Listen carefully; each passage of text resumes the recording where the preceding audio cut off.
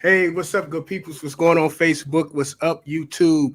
Welcome to episode 24. Today we got a great show. I advise you guys to go get a pen and paper because you guys are going to learn something today. So, without further ado, let me introduce to you my amazing panel. She's no stranger to the show, and this is Miss Shay. Everybody say what's Hey, up? hey, What's going on? hey, what's What's going going on? on? So, today we got an amazing special guest today. This is our financial guru. This is Mr. Dr. Michael Cole. So everybody welcome Dr. Michael Cole to the show. Hey, how are you, Doc? Hello, hello, hello. How are you guys doing? Welcome, Great. welcome. And Great. I just want to give you a little hand clap.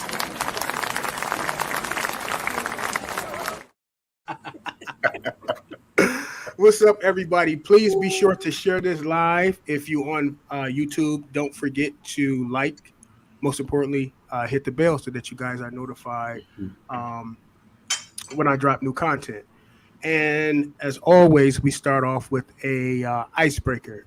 And so my question to you guys, um, if you wasn't in the current field that you in, what field would you guys be I'm gonna let the doctor go first since he's the guest.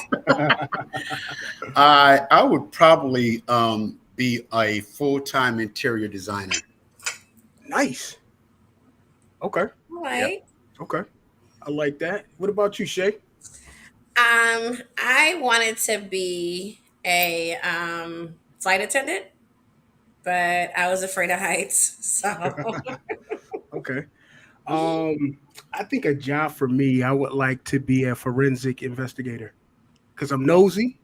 So I most definitely would have loved to nosy been is a not the word. Okay. Mm. I would love to have been an investigator, especially like the forensics. So that's that. So what's up, good peoples? Welcome to episode 24, Financial Makeover.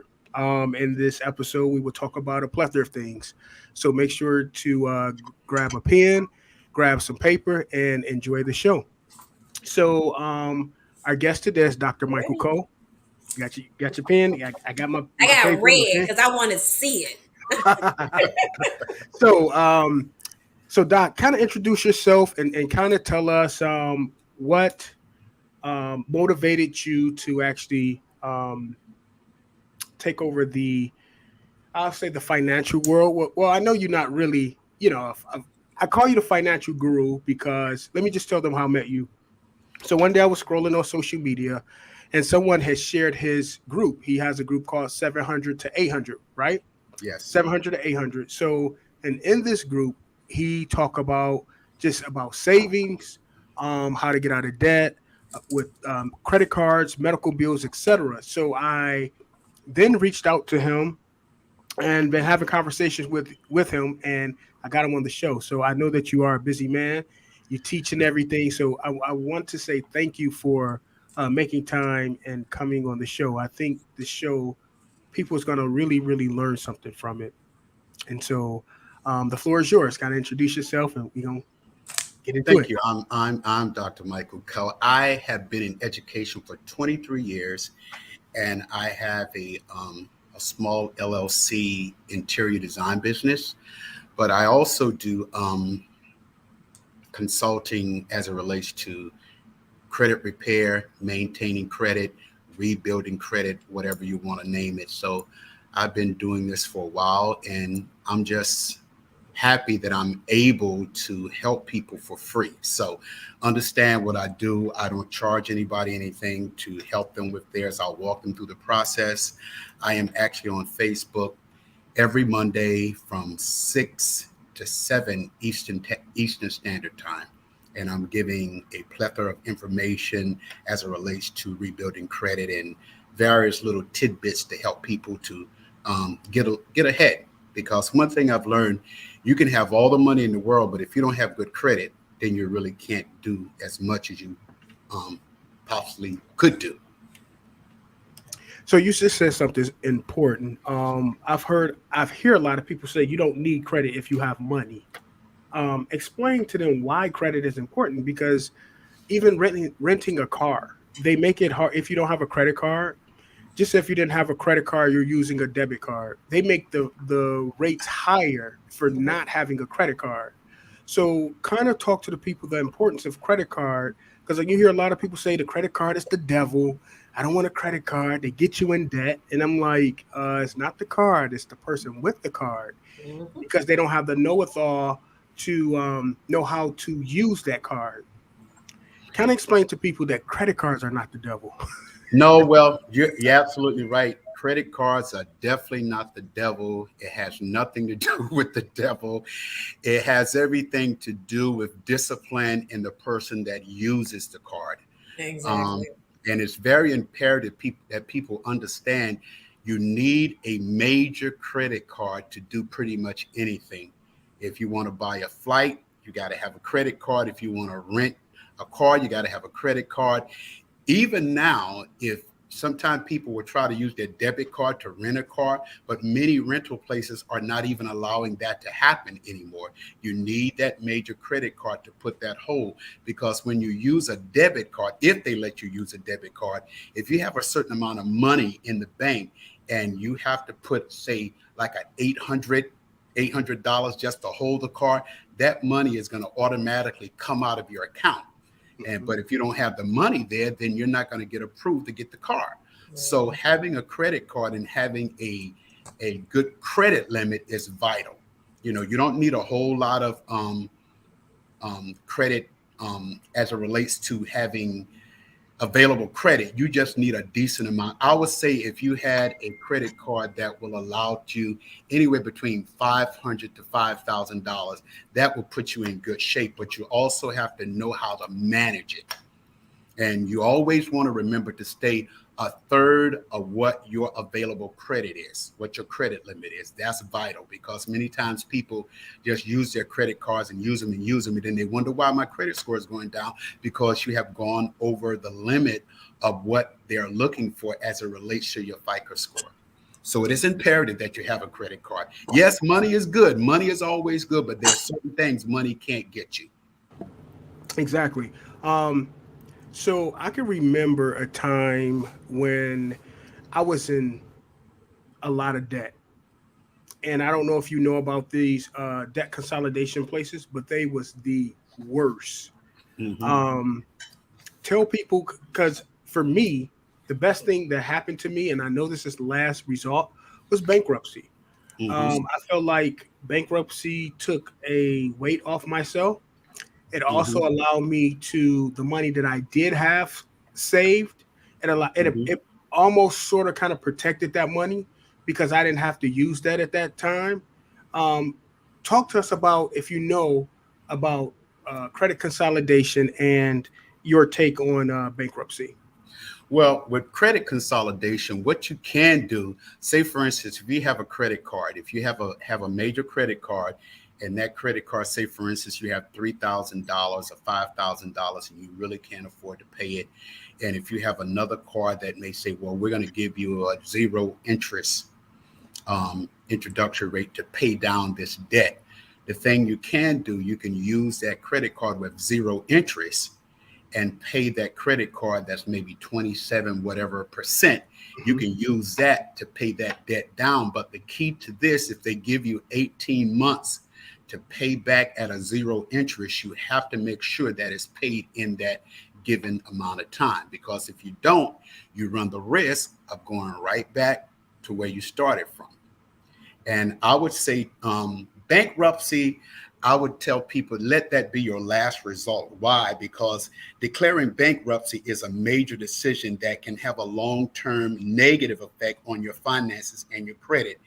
And it can also be a complicated legal process that may require you to do fair amounts of research, declaring your path forward, and if even at best options, so you really have to weigh all of that out when you Mhm. start talking about bankruptcy. It could be good in one area and it could be bad in another area. Mhm. And you know that there's two different, we got the chapter 17 and then we got chapter 13. And so when you start looking at that, you really have to do research and see how this is going to affect you. Yes, it may get you out of debt, but there is a long term penalty that you're going to face doing bankruptcy. So, how would you help someone who filed bankruptcy, who's trying to get on their feet and establish credit. Because I remember when I filed some time ago, um, I guess it's a difference. It's a difference from chapter 7 to chapter 13. And for the ones who don't know, the chapter 7 wipes your entire credit out. However, with the new rules, you can't make a certain amount. You really have to make pretty much next That's to twenty nothing, thousand dollars. $30,000 or 40. less. Oh, 40. 40 or less to Mm-hmm. Hmm. file for a 7 if you And make that's a single household. single household. Yep. And if you make more than that, you have to file a chapter 13. And so Mm-hmm. basically the 13 is essentially a payment plan where they take all of your debt, they put the debt into one lump sum, and they take a lump sum out of your check. So, I mean, you can whatever how I think it's 3 to 5 years or however many years, and whatever don't get paid at that end, then you're good. So I think for me, I just had a bad experience with the debt consolidation because what the debt consolidation did, which I didn't know, it in order for them to negotiate good deals, you have to allow all your bills to go into late status.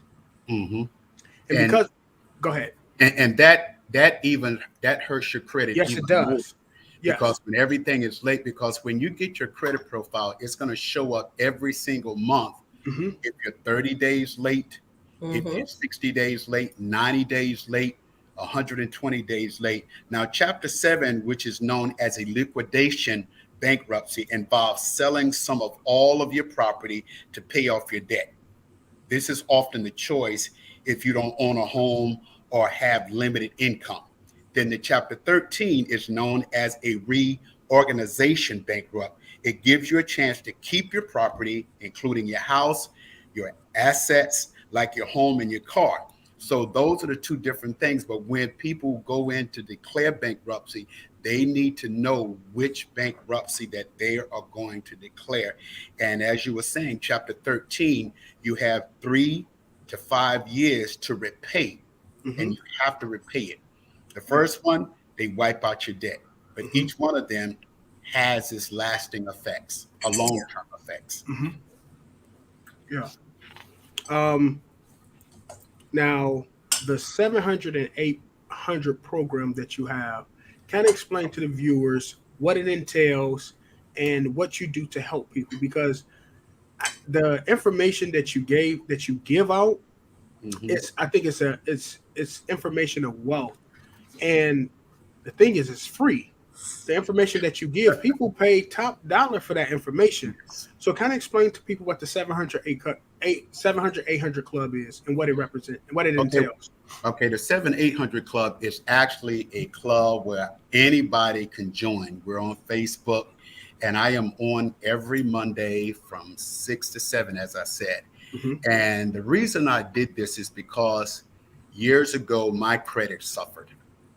And so what I wanted to do is help people to inform them. I'm an educator. That's what I do. And knowledge is power. And if you're religious or you believe in God, the scripture says my people perish because of a lack of knowledge. And so my whole thing was to bring information to people that were suffering. And a lot of times, let's be honest, when people have bad credit, they are embarrassed about it. They Hmm. don't want to talk about it. And then, so therefore, what happens is that I found that the people was just taking the bills and putting them in the drawer and not paying them because they said, well, my credit is already bad. So I developed the 7-800 Club to help people who are suffering with their credit and give them pointers on how to rebuild their credit. And once they rebuild it, I gave them key points of how to maintain it. For instance, I had one client, her credit score was 300. She thought that her credit score was really high. And when yes, and she thought, well, I got a 300 score. I think, no, no, no, honey, that's not. Look, this is where you are, and this is where you need to be. And Wow. so over the time, I gave her some pointers. She couldn't get any credit.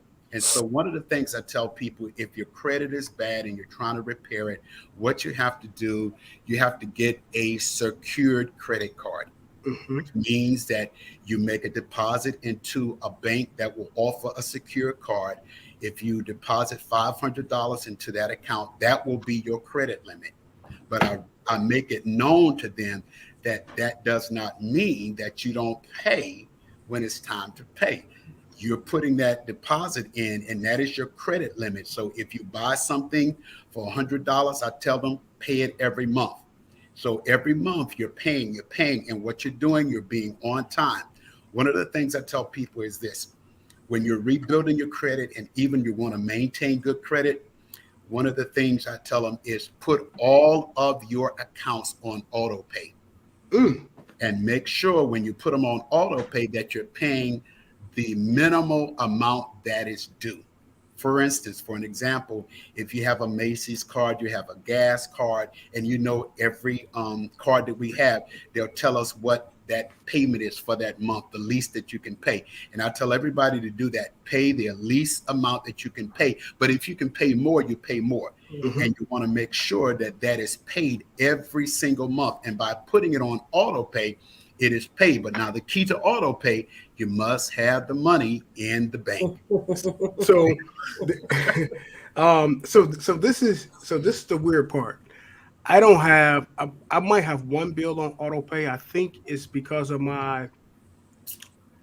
It's a control thing because I don't want people going into, like, for instance, my insurance is supposed to be debited out of my account. I think on the 28th.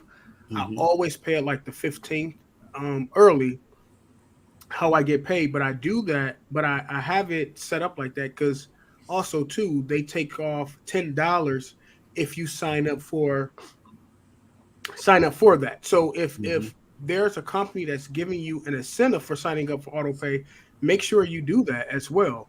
Yes. Um, you have to be focused and really understanding how your account worked. And this would mess me up in the past. I didn't know. I'm like, okay, just say if I got 500 in the bank, right? I just went to dinner. I spent $100. Well, it may pin. It may say pending, but Hmm. that doesn't mean when I say pending, you have to make sure that that money's still there because it does not mean that it takes out right away. It Mm-hmm. just means that it's pending. And so what I used to do, like, okay, well, I paid for that, didn't keep a track of it. I still got 500, but actually you got four because you didn't account for that $100 that you use. So you keep spending and stuff, and the next thing I know, ding, $100. Well, I only got $20 in there. Hmm. So now I'm $80 in a negative, right? This Right. is, what I did in the past. And so, but it is very important that you monitor and you keep track of what you spend. Like, I'm old school. I write all my bills out in a notebook. In that Hmm. notebook, I write bills, and what helps me is just say, there's my energy bill is $80. I Hmm. always pay $100. So the next month that come, I paid $100. It's 80. I got a $20 credit. So if it's 80, if it's $80, that $20 credit is going to eat up 20 of it. So now it's 60. But I'm still paying $100. So now I have a $40 credit.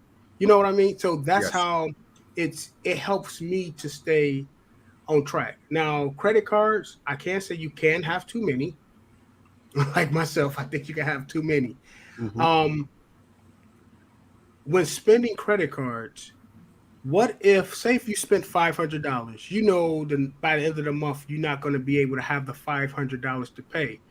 Do you think that you shouldn't use the credit card if you're not going to pay them back in full? Or how, like, what's your perspective on that? Well, what the credit card companies look for, and they really horn in on this. They want to see if you have a remaining balance every month. It Mm, makes a difference if you're paying the full amount every month. It shows because there is no running balance every month, and they look at that. My thing is this: is that what I've learned to do is anything that I cannot afford to pay at the end of the not at the end of the month, hmm I try to pay before the due date. That way I'm saving myself interest. If I pay it ahead of time, it doesn't hit the credit bureau. It's a Okay. zero balance because the credit bureau is very creditors report to the credit bureau once a month, and you got to find out. You can always call your creditor and find out when they are reporting to the credit bureau Hmm. because sometimes they're usually 30 days behind. So I made a purchase last week. I made a purchase last week, and so I paid it. It's not due until the 20th of July, but I went in and I paid it yesterday. So by the time it hits the credit, it won't hit the credit bureau because it will remain a zero balance. So Okay. I would tell people if you're going to have a remaining balance every month, make sure it's less than a third of what your available credit is, Okay. And and so, oh, go ahead. and you have to pay at least the minimum due on it. I'm sorry. So, so if they can't afford to pay it off, and say if their bill was $29, do you encourage them to pay $29 or pay as much as they can so that they can limit their reduce their outstanding balance? I would pay as much as I can, but the least that you should pay is the minimal amount that is due, Hmm. and make sure you pay it ahead of time before that due date because if it runs 31 days late, they're going to report you to the credit bureau. After 31 days, they're going to report you. You pay it ahead of time. Say, for instance, if it's due on the 30th and you pay it on the 1st, that is just being 1 day past your due date. But if you go 31 days out, say, for instance, if you don't pay it until the next month, Hmm. then you're 30 days late, and that's going to stay on your credit, and that brings your FICO score down. But if you pay it ahead of time, I would always encourage people pay it ahead of time. Make sure it's paid. That's why I would recommend putting any bills that you have on automatic pay. And even if you get paid twice a month, you can always call your credit card company and you can change the due date. What I've done, I have bills that come out on the 15th and I have bills that come out on the 30th. And so I know that on the 15th, these bills are going to be paid. On the 30th, this bill is going to be paid. So I always make sure that I have enough in that account to carry me for at least 1 month. So I did hear that putting bills on auto pay actually isn't good because it shows that you don't have the ability to pay on your own. Is that true? No, Okay. because the thing about it is that the credit card company is not looking that your bill is on auto pay. Okay. They love when your bill is on auto pay because they know that you're going to get your money. Okay. That right there is showing that you are responsible because it's coming out every month at the same time. And then Okay. some month when you pay it and you have a zero balance, nothing is coming out, right? Hmm. So Yeah. those are things that we I have got a to lot look of at. I have everything on auto pay except for my my rent. That's it. Hmm. I think everything else is on auto pay because I can't remember. So Hmm. that's where I'm bad at. Like I have like Hulu, Netflix, Amazon, like literally Disney, HBO. It's so much stuff coming out of my Right. account. I Hmm. just get lost with it, and then I get frustrated, and Right. then I don't try to figure out when it's due. I just be Hmm. like, God, look, I hope Disney don't come out to the 7th. Right. And to what I try to encourage people, what I have done, and I've learned this over the years, what I've done, I have linked my checking and my savings account together. So the majority of my money goes into my savings account, but then my bills goes into my checking account. And if by chance, if something happens, if something is missed, I don't get charged $30 or Right. $35 for a bounce check. They automatically go in and take it from Yeah. my savings account. So that way I'm covered. Yeah. That's how Mm. mine is too. Hmm. Yeah. And also too, I think people get confused on this, and I can remember there was a time I got confused. If it's important to pay your bill within that 30 days because they're going to report you. But just say you don't wait the 30 days. Just know that the credit card company, you still gonna assess the fee. Right. So don't so make sure you keep in mind and know what's the late fee is of Mm-hmm. that credit card, because yeah, if it's due on the 30th and you pay on the 5th, no, you're not 30 days late. They're not going to report it. However, if it's a $40 late fee, Mm-hmm. that's $40 that could have been on that bill. Right. Mm-hmm. And what you should know is that any first time something, you can always call that creditor to say, hey, this is my first time I'm late. They will waive it, maybe one or twice. It just depends on who that company is. So don't forget that. Like, Right. if you say, for instance, you forget, you have the money, you just forget to pay it, Mm-hmm. and they assess the 30, whatever, however much the late fee, you Mm-hmm. can call and see, and they will reverse that. I think all credit cards, correct me if I'm wrong, they have Well, a, some of them will, some of them won't. oh, Sometimes you just gotta be really really nice and say this is, I overlooked this and this happened. Sometimes they will forgive it, and they won't report it, or well, it won't be reported, but sometimes they'll waive it. And what they will do is they will tell you there's going to be a one mhm. time fee that we're going to waive. If you're late next month, you're going to pay the $40. So don't call us. And Don't waste your time. Right. right. One other thing that I do know is that um, debt to income ratio is important. Explain to people what debt to income ratio is, because I think a lot of people, a lot of Americans, they get confused what debt to income ratio Well, entails. well, from my perspective and my definition, they look at how much debt you have, Hmm. Mm-hmm. and they look at how much income you have. Hmm. Yeah, that's what they do. Yeah. And Yes. if your debt is triple your income, then Mm-hmm. you're in a bad situation. Mm-hmm. You living beyond your means, It's Yeah. like living like the Joneses. Yeah. when you go and apply for an apartment. Hmm. They look at your income and they want your income three times the amount that Absolutely. Right. your rent will be. It's the Right. same with your debt to income ratio. They Hmm. want to make sure that your debt doesn't exceed your income. So Right. you need to kind of balance that out. And I think honestly, to me, just me coming from a place where I grew like in the company I'm in from $11 to, I mean, way past that.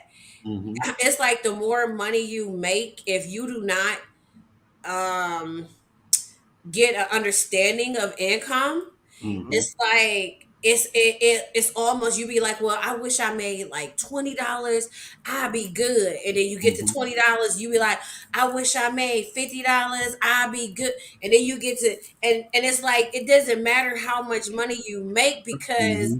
you're dishing it out to so many different places you can't even see it, and I realized that with myself. I have so many different issues when it comes to money, just as far as like shopping issues. Like I Hmm. had to stop shopping. And it's like it's just this impulsive thing where, Hmm. like today, I had Cut no them reason. damn credit cards up. That's what you should do. Don't No, close them, but cut them up. no. See, the thing is about shopping. Look, I tell anybody that knows me, I told them I was anointed to shop. Well, we together. God bless Because what us. I've learned, if you want something, see, I'm old school. They don't do this anymore. When I was a little boy growing up, they used to have something that's called layaway. They don't have that now. Mm-mm. If you went to see, y'all don't know about that. Uh-uh. But if we went to the store, we would shop at the store, and if we saw something, we would put it on layaway. We would put money on it, and then every week we had to go back and put money on it, and we paid on it. And once we paid the final payment, they gave it to us. Uh-uh. Okay, so wait. So layaway. So layaway, You you know what the buy. hell, Lil No, I Wayne? know what it is, but what I didn't know, don't they charge interest? Because we were No. too young to know what it During my was. But I day, remember my parents doing it. My during mom. my day, they didn't charge you interest. Okay. You paid whatever the price was. If you got something and it was $300, you paid. They would let you put $5 down. or and you put you every week you would go in and put and send they put it in a package, and once you get it paid for, they give it to you. That See gives now, me anxiety. That huh? would give me anxiety. Like But literally, that's anxiety. Like I could not imagine going somewhere. That's like having a baby and leaving it in a nursery and going back and getting it. Like, no, I'm gonna be have anxiety. but No. see, the thing was, it gave us that excitement because we knew that we had something on layaway. Hmm. Like for instance, each year I had to buy my own school clothes, so I had to work during the summer, and I would go and I would get all of my stuff. I would lay away all of my school clothes, and I knew I couldn't go and spend money once I worked. I had to put. I said, okay, I'm going to work, and I used to work picking blueberries. You guys know what blueberry? You know, you eat blueberries, but I used to work in the blueberry field. Mm-mm. Picking, okay, I yeah, never heard of Yeah, that. it's blueberry. you way before. It's yeah, it's well, if you know, you guys are from your inner city, so you wouldn't know anything. I grew up in the country, and this was no, this was 40 years when I was like in my teens. In my teens, listen, in my teens, I made $100 a day. I made $500 a week when I was 13, 14 years Oh, that old. was a You lot of was money back rich. then. Damn, you Yeah. rich. Yeah, that was and look, I bought all of my school clothes. I saved money. Of course, my mom, my grandmom, I had to pay that. I had to give them something. They wouldn't just let me take the money, but all of that comes from discipline. And even now, when we go and shop, me personally, I look for sales. And if it's not on sale, I'm walking away from it. Because if you look at some of the things, and what I'll tell anybody, if you shop, keep your receipts. Hold your receipts, because if you go back to the store, say for instance, you buy something, you go to Macy's and it go on sale, you have your receipt, you got 30 days to get a credit. I learned that from your group, from Get the a credit. 700, 800 group. Yep. I went to Macy's and I bought some summer gear. And I went back to Macy's. I said, you know what? I'm not paying all of this. I went back. The stuff that I had purchased, no lie, the shorts I bought That's were true. like $25. They went on sale for $5.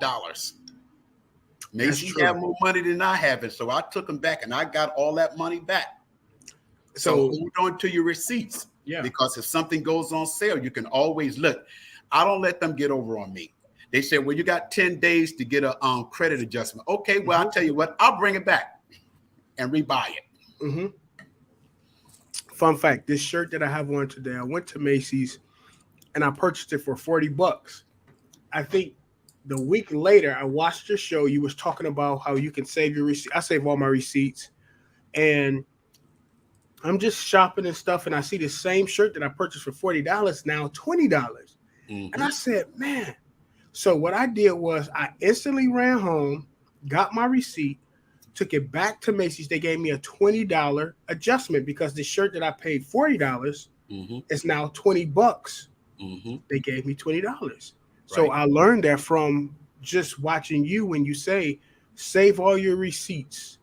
Um, I didn't know that. yeah, and I didn't either. I learned that. So when you go, make sure that you look, and I'm always looking to see what I've purchased before when I went in there, Mm-hmm. like the 15% off sale that they have at Macy's because the cologne is never on sale.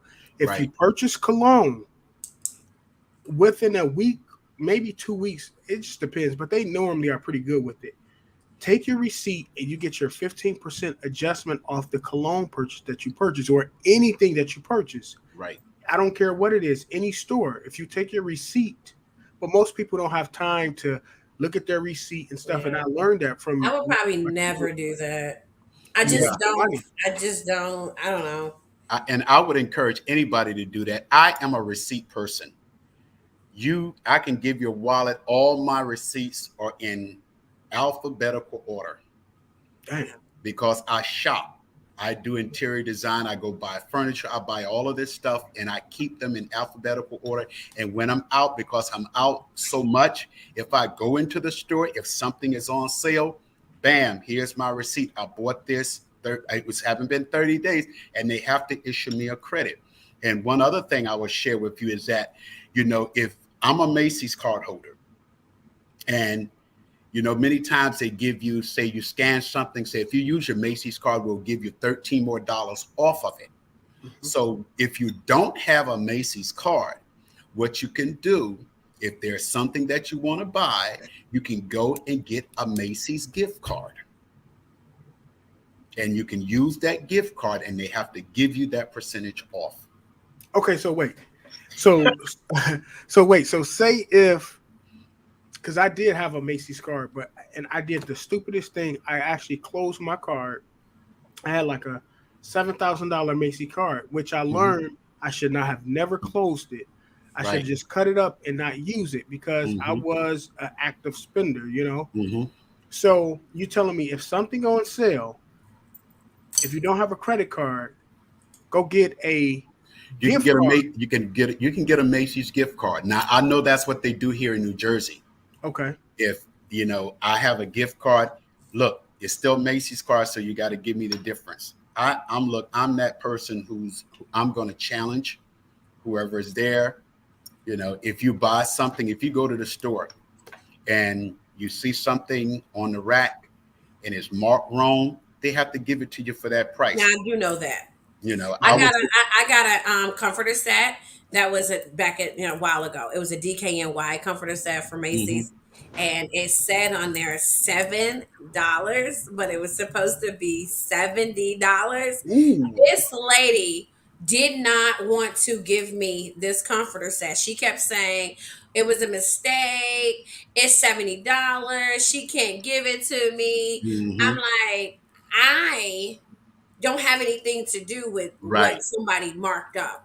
Right. I know it said $7 and you have to honor that. She called the police on me because What? she did not want to give me this comforter Oh, set. oh And wow. finally, when the police got there and they called her manager came out. He was like, "Look, if we got a line, they was in the back of me like, no, it says $7. She Hmm. needs to get it." And it was Right. like a crowd of people. And finally, they gave me this comforter set. They was like, they could not give me a receipt because it was $70 and because I had paid $7 allegedly, me the black girl, I was Hmm. gonna take it and flip it and go get $70 back for something I paid $7 for. But Hmm. it was I don't give crazy. a damn about a receipt. If I paid I seven was like, dollars listen, for a sweetheart, $70 purchase, I don't thank need a you. damn receipt. Right. I make more than your manager that you called out here. When I tell you I don't want to steal it, thank you.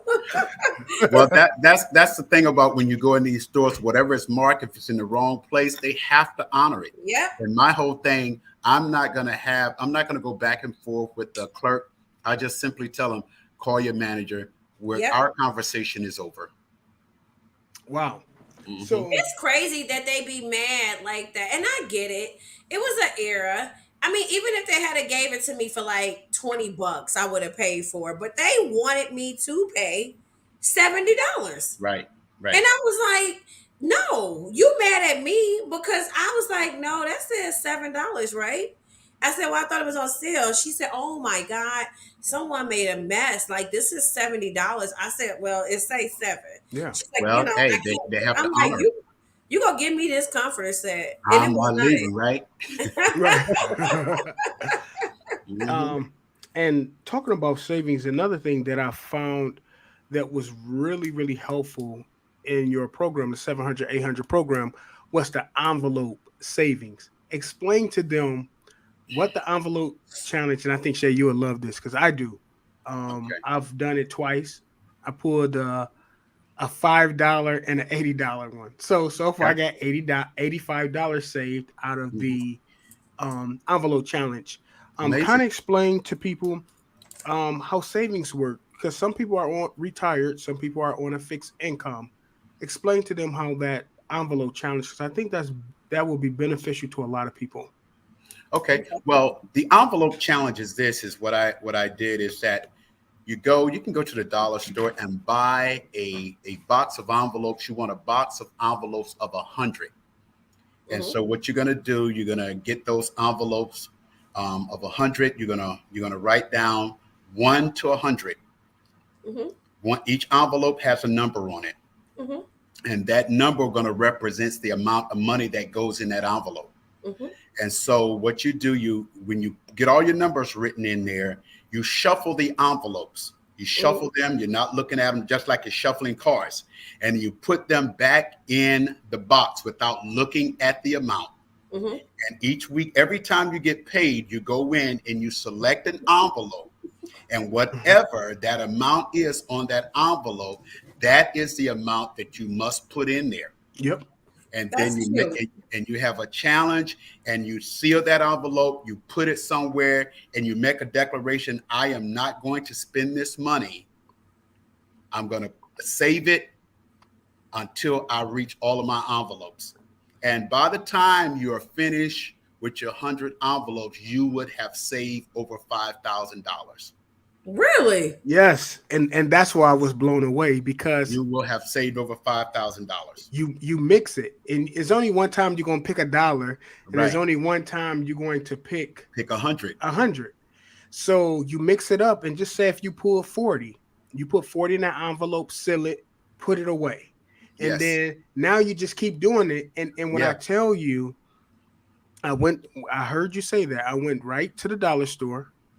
I did the same thing, and so far I have 85 because I pulled the five and then I put an 80. I was like, damn, why But did I get we're the halfway through the year, and it's I only get paid 26 payments per year. Well, So the thing is that you can do two per pay.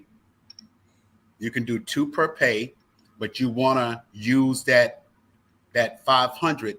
Even we only have what, 6 more months left of the year. Every right. time you get paid, you just pull one out and go into next year. I'm By gonna the, do that. by That's the time, cute. yeah, by the time you finish with your 100 envelopes, regardless if you start this week and you go into next year, by the time you Mhm. get to that last envelope, you have saved, provided that you make the, if you take the challenge that I'm not going to open these envelopes, I'm going to put it somewhere, I'm going to put it in a vault, I'm going to get me a little I'm going to get me a fireproof little safe little handle and lock it in and do it. But it takes discipline to do it. Yeah. You got to discipline yourself, and by the time you get finished saving, you have over $5,000. And another scenario is this: is saving. If you're having problems saving, um, I would challenge you to do this. If you go to the store, every time you get a five spot, every time you get a five spot, every time you get a $5, you come back home, you go through your bill, you go through your wallet or a pocketbook, every five that you have, put it in an envelope, put it someplace where you don't take Okay. that you don't move it. So tell me this. I am one that I never have cash. How can I make a declaration like that with my credit card? With your credit card, Yeah, so like with my debit card, with my credit, so not my credit card, but like my debit cards. How can mm-hmm. I make that declaration? So let's say if I, oh, I know what I could do. Which I could say for every time that I go shopping, I transfer $5 over into my savings account. you can. Mhm. Yeah. Yes, you can Mhm. do that. Okay. Or if and then here's another challenge that many people Okay. fail I to like that. realize is that if you deal with money, if you go to the store, you say you use your debit card all the time, Mm-hmm. and if you deal with cash, any change that you get in, you go to Walmart and get one of those big water bottles, jugs, and just put your change in that and save it and save it. The last time I did that and I rolled up all my coins, I had saved over $800 in coins. Wow. You rolled up your coins. Yeah, I Yes. rolled them up. You have to roll them up to go take them to the bank. You have to Why put can't them you in a just pour them safe. down that thing with Yeah. all the No, no, no, coins? no, no, no. I tell people, listen, see, that is a way to get your money. You don't know how much money you have in there. So how do you know that that machine is accurate at giving you what you're supposed to get? I tried it. I proved it. I counted my change, and it wasn't a lot. I took it to the coin thing, and it cheated me. I Mm. worked too hard for my money. And Wow. so I put it in there and I roll it We up. gotta put receipts in alphabetical order. We gotta It's roll our discipline. own It's change discipline. up. It's discipline. Shay knows that I am very meticulous when it comes to money. I don't like I get anxiety loaning money out. I Mhm. Mm-hmm. rather give you money that I can afford to give you over learning. I mean over loaning it. So this has helped me save. Mm-hmm. Whatever I spend, I have to give myself 20% back of that. Mm-hmm. So if I spent a 20, if I spent $100, I have to pay myself 20% of that into my savings. So Mm-hmm. that I'm like, I do want that, but I don't want to pay myself back that money. So then guess what I do? I don't spend it. So Okay. you have to really set yourself up to find ways where you can save money. And saving is really not an easy thing. It's not. I feel like once you spend a chunk of money, like 2 months ago, I had something done and I took all of that money. I took that money out of my account, the money that I had, and it it was a chunk. I mean, over five, under six, so about almost 6,000. Mm-hmm. How do you pay yourself back, or what do you say to the people that are on a fixed income or retired? How do you save when all of your bills is kind of like you know what you got to pay? How do you save with that if you're on a fixed income? I would say this is that one of the things that they can do is like whatever you get, you save 5% or 10% and put that in a savings account and just don't touch it. And I know sometimes it's difficult for people to save when you don't have enough money. Honestly, when you don't have enough money coming in, it's impossible to save. Hmm. So then what you have to do is find a way to cut back. And the key word is to budget, write out a budget. And then what you have to do is cut back on various things. Say, for instance, if you, like Shay says, she has Everything, every app you could think of. all of this stuff. Guess what? You got to get rid of some of that stuff. Get rid of Disney. Get rid of Amazon. Get rid of pay subscriptions. Sometimes you got to cut back, not go out as much. Instead of going out to dinner, you go out, you buy groceries, and you eat at home. Um, don't go to things that you know you're gonna have to pay for. Try to find things that is fun to do that are free, like going to the museum, That going, costs. you know, going, and then too, as saying if you're on a fixed income, if you're retired, I let people know, look, get AARP. Even people Really? that are 40 years old can get AARP. What do? They give you discounts They on do. insurance. They give you discounts on meals. They give you discounts on hotel stays. You get a lot of things through AARP. I didn't know you could get it if you wasn't older. I have a son that is 30 years old. I have AARP. I got a card for him. So any Okay. discounts I get, he get. Okay. And you can always apply. They're gonna send it to you. It's like a $12 subscription for $12.50 for the whole year. I went out to eat, and I'm always like this. I don't care where I go. And some people say, "Why you always want to get a deal?" Because I'm entitled to a deal. I ask for everything. I said, "Do you give senior citizens discount?" They say, "Oh man, you ain't no senior You ain't no citizen." senior citizen. I said, "Excuse me." I said, "I am 60 years old. I'm a Oh senior wow. citizen." I said, "I'm a senior." I said, "Do you give teachers discounts? Do you give this kind of discounts?" I run the whole list on them. And you know what? Many times when if I go to Banana Republic, they used to give teachers a discount. If you go to the Gap, they give teacher discount. You won't know unless you ask. So you paying 15 or 20% less is better than in your pocket than you're paying out, right? I go to Wow. Express. When I go to Express, I said, "Look, I gotta, I get an educational discount." I say, "You want to see my card?" Bam, I show it to them. Okay, they take off 5%. Mm. If you don't ask, you won't know. The old folks used to say, you guys call us the OGs, a closed mouth will never get You're fed. fair. That's right. Those of you that are listening, repeat after me, a closed mouth will never get You're fed. fair. So listen. So back to this AARP. How old Mhm. did you have to be to get it? You can apply. Then you can apply for ARP anytime. I'm applying I tonight. don't know an age. A lot of people used to think, well, you're senior citizen or you had to be 40 or 50. I know people that are 30, 35 in that age range. They just apply for it. They just, it used to be for senior citizens, but now it's not. I'm gonna apply tonight. If I can't Apply, get it, apply. Look, it put only me thing under you, they can Dr. do, Mike. yeah, only thing they can do is tell you no. Right. Um, so as it relates to dating is something that everybody always do. Mhm. How important is finances in dating? Well, that's a whole new show by itself. But let me just put this to you: finance is important when you're dating, and especially if you're in a committed relationship. You don't want to be connected to someone who is head over heel in debt. You got to know how to manage your money, meaning budgeting your money, Hmm. knowing what to spend, knowing how to spend. You got to have a plan. And then sometime what you have to do, we live in a world now that when I was growing up, um, men were always the one that would pay the bill.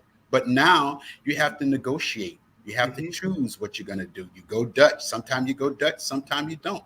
If she wants to go out, she want to take. And see, that's the thing that we get mixed up at. Sometimes our females, well, I don't want to say females, our young ladies, sometimes they want to go out and they want to take us out. And many times men will say, no, I'll pay for it. Sometimes let them pay. But the thing is having key. You got to be a good manager of your money. Hmm. And when I talk about this, even in a relationship, in a marital relationship, one of the things that would destroy a marriage is the lack of finance. When you're having one person that is saving, and you're having the other person spending, that's not going to work. You can't have two people writing checks out of the same checkbook because what's going to happen sooner or later, you're going to run out of money. And as they used to say, the right hand don't know what the left hand is doing. So finances is very important in any relationship because that's a part of our livelihood. If you have money, I think this, you have money, you feel better. You Prime do. example. Now look what happens when people get sick and they come and visit you. They bring you a card, and normally what's in that card? Money. Hmm. You're in the hospital, they bring you a card, they give you money. I don't care what no one says. You can be sick, but something about that green dollar bill, it don't ease the pain, but it makes you feel a little bit better, right? And also again, the Bible says this: money answereth all things. Hmm. It's not everything, but it answers all things. It gets you to get things done. If you don't have no money and if your finances is in the ruins, your relationship eventually is going to be in the ruins. Because I'll just say this, as the old folks used to say, don't no woman want no broke man. And And now these days, in this day, no man want no broke woman. they also say no money, no honey. So that means That's you ain't right. got no No money, money, no money. And you those won't are get no one of the love. things. That's right. And in relationships, especially married relationship, look, if there's money stress, there ain't gonna be nothing going on Mm. because So I let don't me. feel like it. But So if the let me. bills are paid, I feel like it. mhm, Look what I found. Hold on. Let me show you, KJ. What's that? AARP? Yeah, You you there you just signed up for it? there is no minimum Minimum age to age to. join. Oh, I'm joining. Listen, I'm joining tonight. I took the test and I passed all the questions. okay, and they're gonna send you a card. I'm You will most get definitely. your Thank you card, for that. and you can download it right there on your phone. You guys are Yeah. the techie people. See, I'm OG. I have to have a card.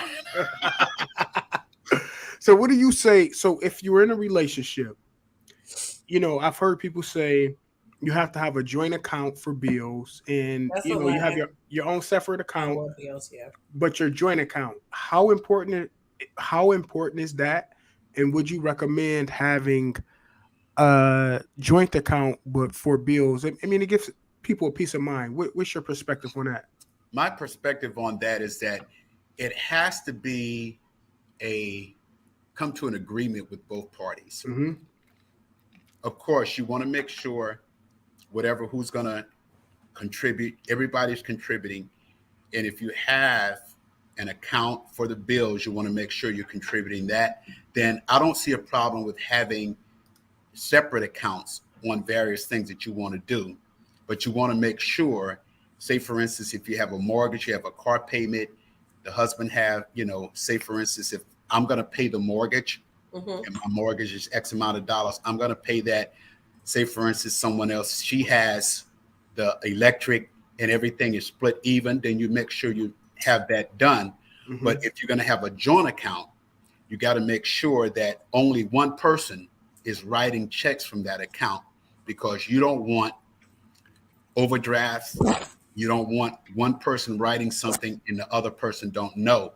But I would say this, having a joint account is fine, but you need to understand that only one person can be the person that is writing the checks from that account, because you don't want to overdraw.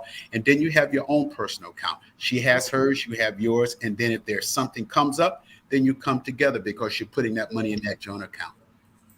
And I find out that that will work a whole lot easier for people, because number one, you're not stressed. Mm-hmm. When you're stressed about money, you're not happy. And I Mm-hmm. don't care what people say, money is one of the things that will destroy any relationship, because Mm-hmm. if there's not enough of it, you're going to have some problems. Yep. So you got to be able to manage that, and you got to become a professional at it.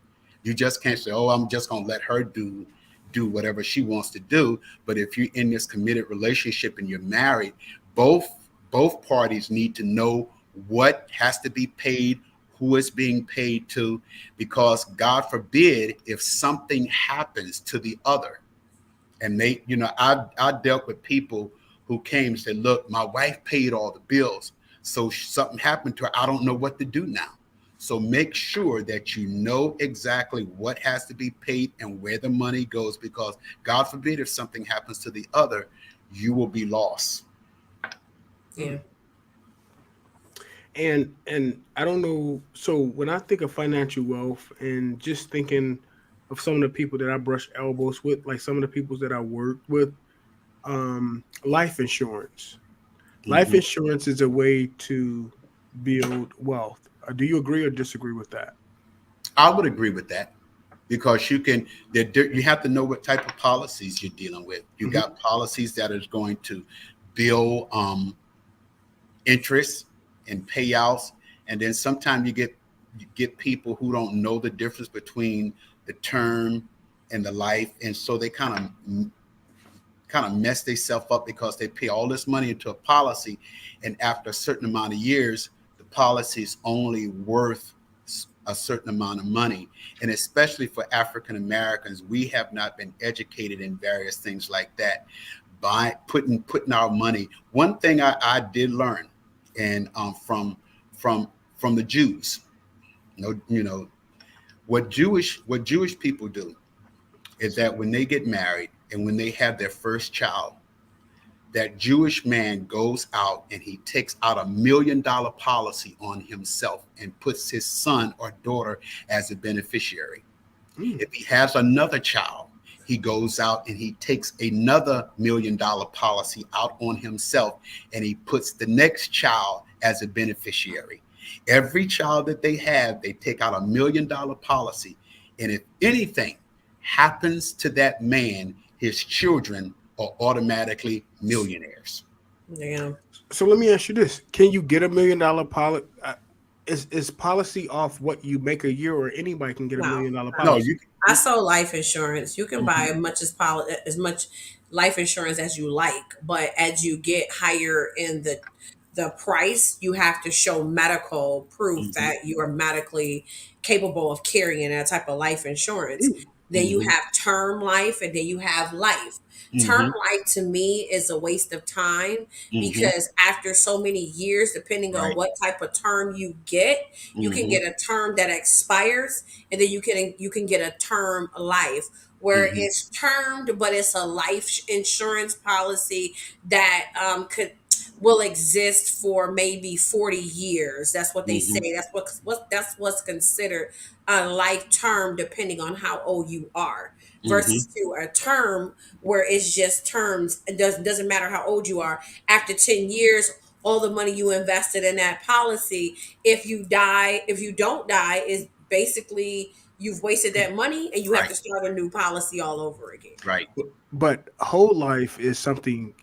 I guess it grows. Whole life grows money as well that you can borrow from. But why would you Mm-hmm. borrow money from a life insurance policy so when you die, I can't But bury you it's because. But it depends. So it's not like, okay, you take out $100,000 policy and Hmm. you've been paying on it for 10 years. You can't go and borrow 50,000 of the 100,000. You can probably borrow like, and it's a cap off. It's up Hmm. to a certain amount that you Right. can borrow from this Mm-hmm. policy. And that's in the, you probably, I think with the $100,000 policy, I think the max you can borrow from it is like $10,000.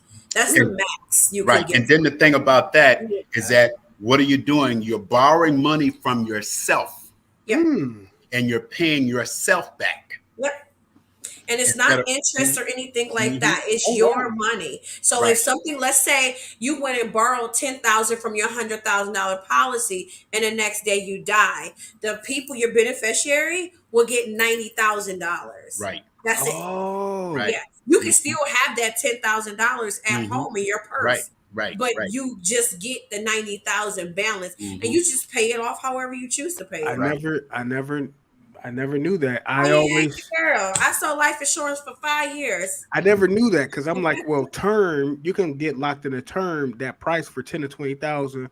That's it. Whole life in my mind, I thought they like, well, you can borrow. I'm like, well, why would I want to borrow? Because if somebody perish, I want to be able to successfully bury them and not have to sell fish dinners or go on GoFundMe to bury you. You know what I mean? Mm-hmm.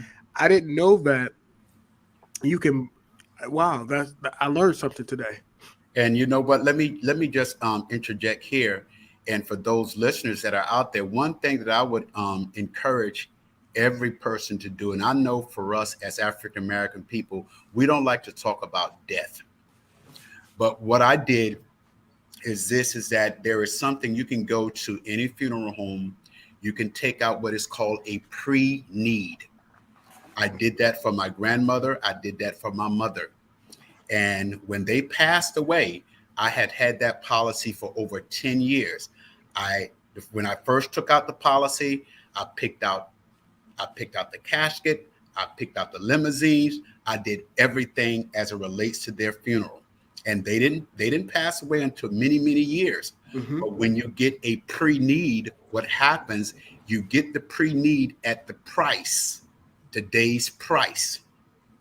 And if you live to be 30 or 40 years over, the cost of that funeral is still at seven. Say, for instance, I took out a $10,000 barrier. That's a lot.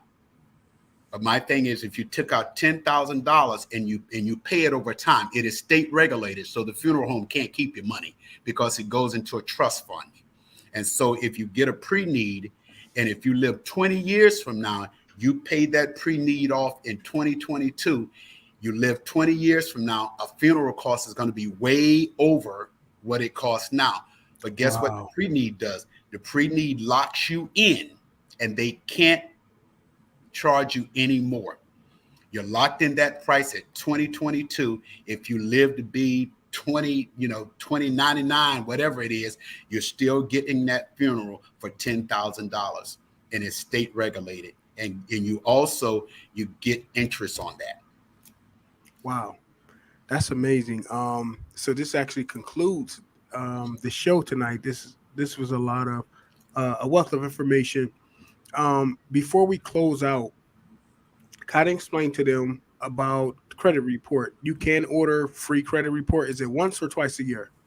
Um, It's you order a free credit report once a year, but what you want to do, you want to order from each major credit bureaus, and you can go on freecreditreport.gov and you can download. I tell people to have them send it to you.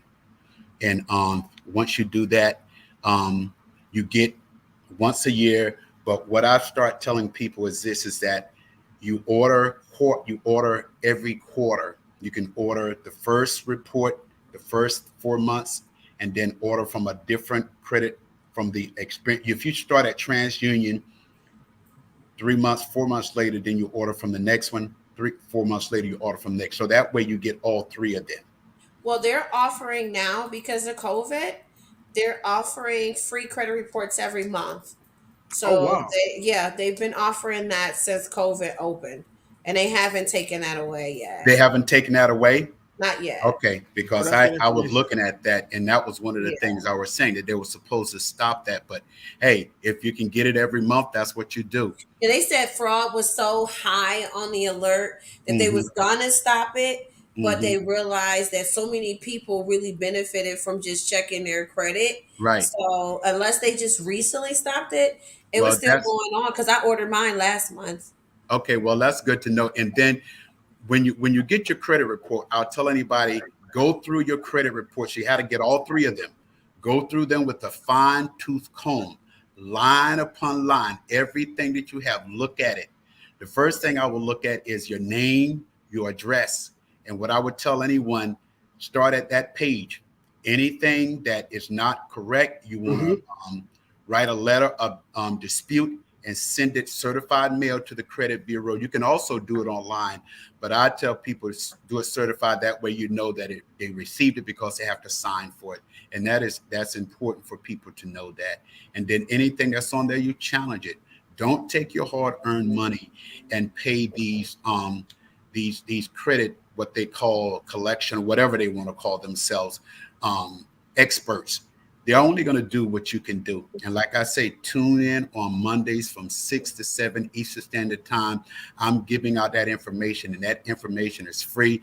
You can always send me an inbox. You can send me a request on Facebook, and I will get back to you. There is no one that I have that called and asked for information that I have not giving them information. And then hopefully maybe I'll be invited back and we can talk about collections, because there's so much to talk about It when it is. comes Yes. to credit.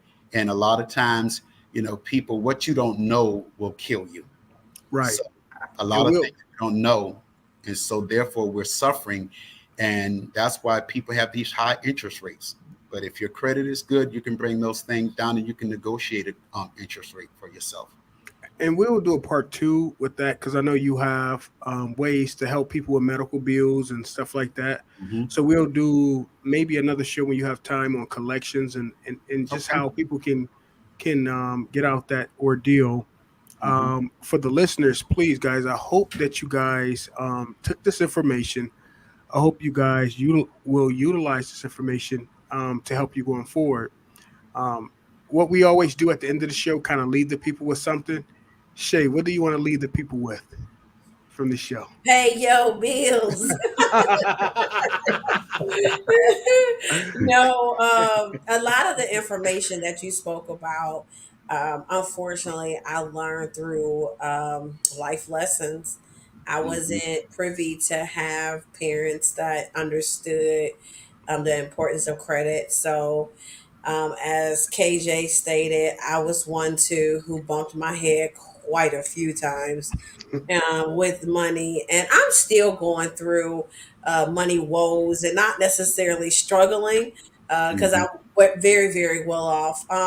It's just me managing my money. So I Hmm. think I am definitely going to tune in. The more money you make, that's my nugget. The more you need to get with people who can help you Yes. not spend it and get rid of it. So Hmm. I'm tuning in next Monday from 6 to 7, and I'll be front and center with my notebook. But thank you so much. I appreciate the info. My pleasure. Doc, what you can leave us with? Only thing I can say is be disciplined. Don't give up. It's a long road, but you'll get to the end if you just be disciplined. I promise you, it gets better Listen, when you have money, you feel better. When your credit score goes from 300 to 850, you Mm. definitely feel a whole lot better. You sure And do. listen, you know, you look, my whole thing is this: you got to live your life like it's golden, but you can't live it like it's golden if your credit is 300. You just can't do it. Exactly. I'm gonna leave off by saying, telling people, don't keep up with the Joneses. Be the Joneses. Be responsible of what you spend. Keep track of that. Keeping track of what you spend help you to understand like what is coming in and what I spent. So just be a little more vigilant as it relates to what you spend. Um, for the viewers, I'm surprised people didn't have a lot of questions because this was information that you would probably have to pay for. So I thank you guys for tuning in every Wednesday at 8:30 p.m. Facebook, please be sure to share this live. Facebook, don't forget to like, share, and subscribe. And like always, Dr. Mike, I appreciate you taking the time out to go through that. We'll set up a part two for another show. And thank you, everybody. And I greatly appreciate all of the watchers that tune in. Thanks again. And we'll check you out at another time. Peace. Grace Thank and you. peace.